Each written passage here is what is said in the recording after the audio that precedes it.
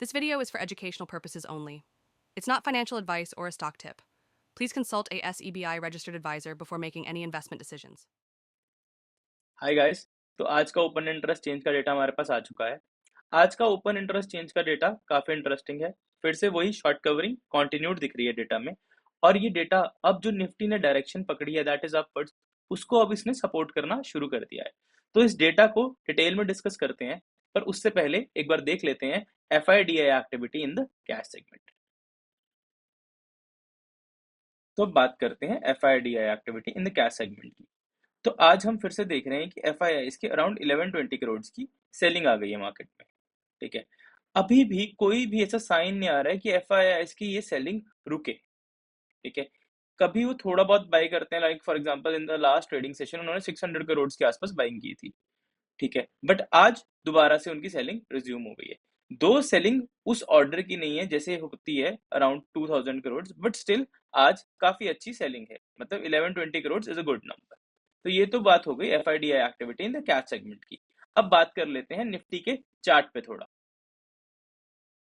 अगर मैं निफ्टी की बात करूं ऑन डेली टाइम फ्रेम तो मुझे क्या दिख रहा है, यहाँ पे higher lows and higher highs बनते हुए दिख रहे हैं। निफ्टी ने अपने पुराने हाई को काफी डिसाइसिवली ब्रेक किया है यहाँ पे, और ऐसा लग रहा है कि निफ्टी अब यहाँ से और स्ट्रॉन्ग मोमेंटम पकड़ सकता है। अगर मैं निफ्टी के थोड़े रेजिस्टेंस लेवल्स बनाऊं तो मुझे क्या दिखता है कि निफ्टी ने इस रेजिस्टेंस लेवल को, जो मैंने लास्ट वीडियो में डिस्कस किया कि काफी बार जिस रेजिस्टेंस लेवल ने रिजेक्शन दी थी, उस रेजिस्टेंस लेवल से अब निफ्टी डिसाइसिवली निकलता हुआ लग रहा है। और जब निफ्टी यहाँ है तब एक इंपॉर्टेंट ट्रिगर भी आ रहा है, that is the fed rate cut. अब अगर फेड रेट कट में हमारी जो पॉसिबिलिटी हमने डिस्कस की थी कि सबसे ज्यादा पॉसिबिलिटी है हमारे पास, वो है 0.25% रेट कट की। तो अगर 0.25% रेट कट आता है तो हो सकता है निफ्टी यहाँ से डायरेक्टली ऊपर निकल जाए। और एक पॉसिबिलिटी ये भी है क्योंकि स्ट्रेट 900 टू 1000 पॉइंट्स का रन आ चुका है, तो हो सकता है कि निफ्टी थोड़ा सा यहाँ से एक छोटी सी करेक्शन दिखाए, इस जोन में वापस जाए and then it traces its path back upwards. तो ये दो केसेस हमें यहाँ से देखने को मिल सकते हैं। तो ये है फेड रेट कट पे हमें जो पॉसिबिलिटीज लग रही हैं कि निफ्टी में ये दो पॉसिबिलिटीज अब प्ले आउट हो सकती हैं। अब यहाँ से अगर मैं डेली टाइम फ्रेम को छोड़ूं तो और वीकली टाइम फ्रेम पे जाऊं तो मुझे एक और चीज निफ्टी में देखने को मिल रही है। देखते हैं वो क्या है। अगर मैं आप यहाँ से वीकली टाइम फ्रेम पे जाता हूँ तो मुझे क्या देखने को मिल रहा है कि निफ्टी कंजेक्टिवली 3 वीक से ग्रीन कैंडलस्टिक्स बनाता हुआ जा रहा है। इन 3 कैंडलस्टिक जब भी ये बनती हैं इनको बोलते हैं 3 वाइट सोल्जर्स। जब भी ये किसी डाउन ट्रेंड के बाद बनती हैं तब ऐसा लगता है या फिर ये इस तरफ इंडिकेट करती हैं कि यहाँ से एक अप ट्रेंड बिगिन हो गया है या फिर अप ट्रेंड बिगिन होने वाला है। ठीक है, तो this is an indication of an up trend. ठीक है, कि अप ट्रेंड बिगिन हो सकता है। तो वीकली स्केल से भी हमें ये मिल रहा है कि यहाँ से एक अप ट्रेंड बिगिन होता हुआ हमें दिख रहा है। और अब ये जो अप ट्रेंड बिगिन होगा ये यहाँ पे अपने नियर टर्म हाई को विच इज 25,600 को टेस्ट करेगा। और अगर ये इसको टेस्ट करता है तो यहाँ से एक cup and handle kind of formation हमें देखने को मिल सकती है। एंड उसका ब्रेकआउट आते ही हमें all time high which is around 26,200 हमें टेस्ट होता हुआ भी देखने को मिल सकता है। और ये किस कॉन्टेक्स्ट में आ रहा है उसको भी थोड़ा और समझ लेते हैं।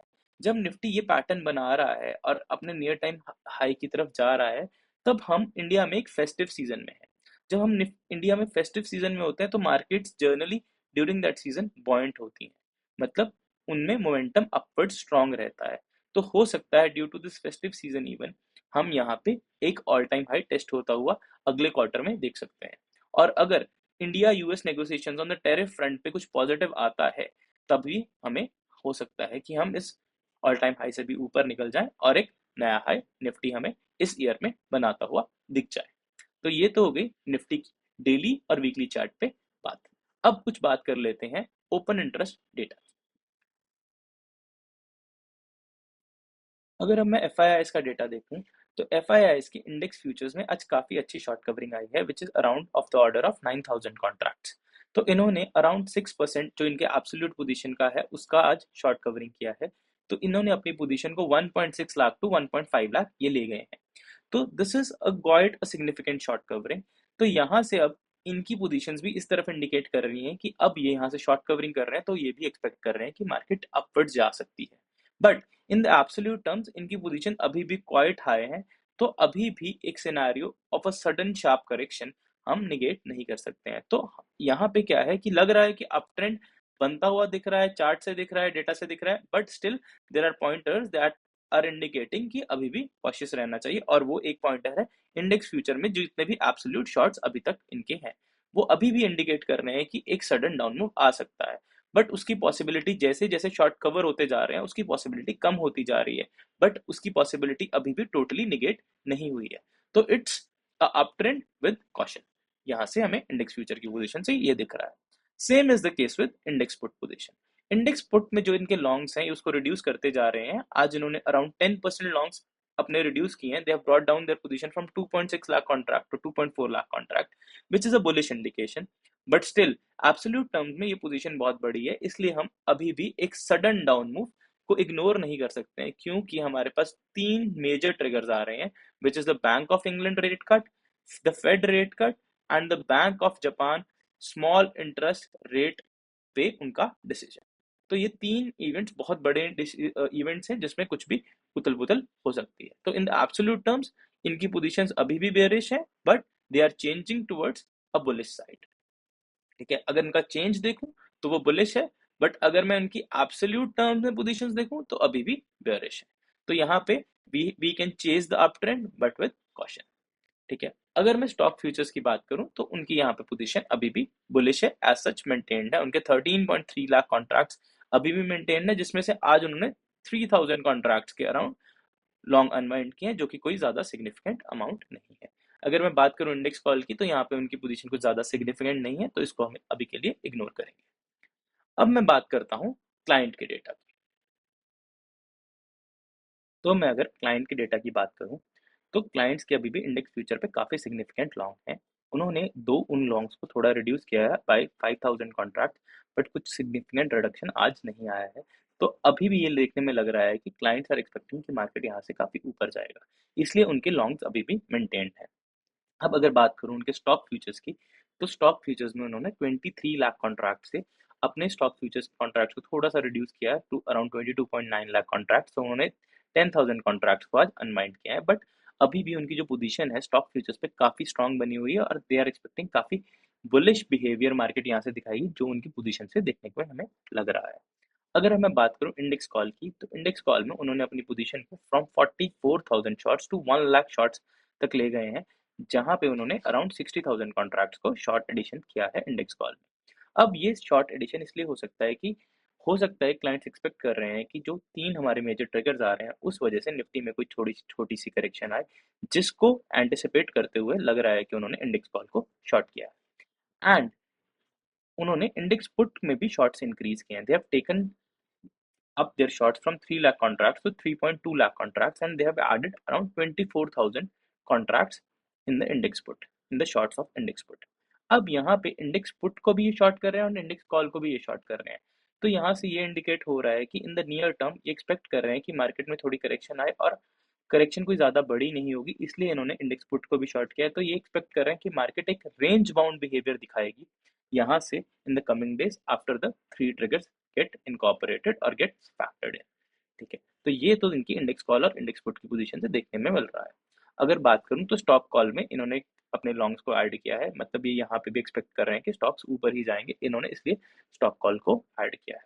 अगर बात करूं स्टॉक पुट पे, इनके शॉर्ट्स मेंटेन्ड है और उसमें इन्होंने कुछ आज ज़्यादा सिग्निफिकेंट चेंज नहीं किया है, बट एब्सोल्यूट टर्म्स में अगर मैं इनकी स्टॉक पुट की बात करूं तो उसमें भी शॉर्ट्स हैं, मतलब वहां पे भी एक्सपेक्टेशन है कि ये मार्केट को ऊपर ही जाता हुआ या फिर स्टॉक्स को ऊपर ही जाता हुआ देख रहे हैं। तो क्लाइंट्स की ओवरऑल एक्सपेक्टेशन है कि नियर टर्म में ये एक्सपेक्ट कर रहे हैं कि मार्केट थोड़ा रेंज बाउंड रहेगा जब तक ये ट्रिगर्स फैक्टर इन नहीं हो जाते, और after that market again will resume it's up trend in a strong manner, जो इनकी पोजीशन से हम एक एनालाइज करके ये देख सकते हैं कि ये यहाँ से अगर हम देखें तो सिंपली ये इनकी नियर टर्म पोजीशंस है जो ऐसा दिखा रही हैं कि हो सकता है कि एक्सपेक्ट कर रहे हैं कि मार्केट एक रेंज बाउंड रहेगी after the three triggers get factored in. And बाकी जो इनकी पोजीशंस हैं वो ये दिखा रही हैं कि उसके बाद ये एक्सपेक्ट यही कर रहे हैं कि मार्केट एक स्ट्रॉन्ग अपवर्ड मोमेंटम दिखाएगी। तो ये तो होगी क्लाइंट के डेटा की बात। अब चलते हैं प्रोस पे। तो अगर अब मैं प्रो के डेटा की बात करूं तो प्रो का जैसे हम हमेशा बात करते हैं कि इंडेक्स फ्यूचर में उनका कुछ ज़्यादा सिग्निफिकेंट कंट्रीब्यूशन नहीं रहता है, तो इंडेक्स फ्यूचर को उनका इग्नोर करेंगे। स्टॉक फ्यूचर्स में उनके लॉन्ग मेंटेन्ड है, मतलब वो काफ़ी बुलिश हैं स्टॉक फ्यूचर्स पे। अब अगर उनकी इंडेक्स कॉल की बात करूं तो कल उन्होंने जो काफ़ी लॉन्ग्स ऐड किए थे, आज उन्होंने उसको फर्दर ऐड किया है and they have taken their longs to 1.1 lakh contract, which means in the near term the pros are expecting the market to go up. And but उन्होंने यहाँ पे एक हेजिंग भी करनी शुरू कर दी है कि उन्होंने इंडेक्स पुट को भी बढ़ाना शुरू कर दिया है। तो यहाँ पे एक सिनेरियो बन सकता है, क्योंकि ये डेटा हमारे पास क्लोजिंग के बाद आता है, तो हो सकता है एक या दो दिन से जो मार्केट में अपवर्ड मूव आ रहा है उसमें इन्होंने इंडेक्स कॉल बाय कर लिया, और जब कल मार्केट खुलेगी और अगर एक डाउनवर्ड रिएक्शन आता है टुवर्ड्स द फेड मीट, तब ये अपनी इस पोजीशन को सेल ऑफ करना शुरू करें और इस पोजीशन को बढ़ाना शुरू करें, जो इनकी पोजीशन आज इन्होंने बढ़ाई है। ठीक है, तो ये हेज करने के लिए भी बढ़ाया हो सकता है, या फिर ये इसलिए भी बढ़ाया हो सकता है क्योंकि अप मूव तो आ चुका है, अभी इसको सेल कर दें और इसको बढ़ाते जाएं। तो ये दोनों सिनेरियोज प्ले आउट हो सकते हैं। तो यहाँ से एक पॉसिबिलिटी बन रही है कि शायद ये भी एक शॉर्ट टर्म करेक्शन प्रिडिक्ट कर रहे हैं मार्केट में after the three triggers get factored. ठीक है, तो ये तो होगी प्रो की इंडेक्स की ऑप्शंस की बात। अगर आप प्रो की स्टॉक कॉल की बात करते हैं तो ये जैसा है वैसे ही मेंटेन्ड है। इन्होंने इसमें थोड़े कॉल्स में शॉर्ट ऐड कर लिया अराउंड 35,000 कॉन्ट्रैक्ट, और ये जो हम बात करते जा रहे हैं कि this is largely to hedge this position. तो यहाँ पे इन्होंने जो बुलिश पोजीशन बनाई हुई है उसको इन्होंने स्टॉक कॉल और स्टॉक पुट से हेज किया हुआ ऐसा लग रहा है। तो जो हमारे प्रोज हैं उनकी देखने में ऐसा लग रहा है कि they are bullish on the market but still they are expecting a short near term correction as well। ठीक है, तो प्रो के डेटा से हमें ये देखने को मिल रहा है। तो ये तो हो गया आज के ओपन इंटरेस्ट के डेटा का analysis. I hope you like my analysis. If you like my analysis, do like, share and comment and subscribe to Scripts and Stocks. If you want me to incorporate any more data points into my analysis, do mention them in the comments. I'll try to incorporate them. Thank you for watching Scripts and Stocks.